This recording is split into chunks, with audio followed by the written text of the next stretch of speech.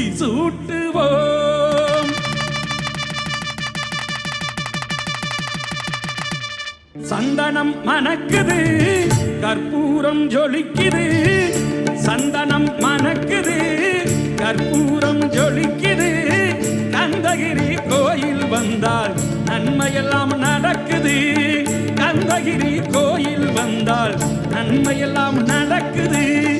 நன்மையெல்லாம் நடக்குது. முருகா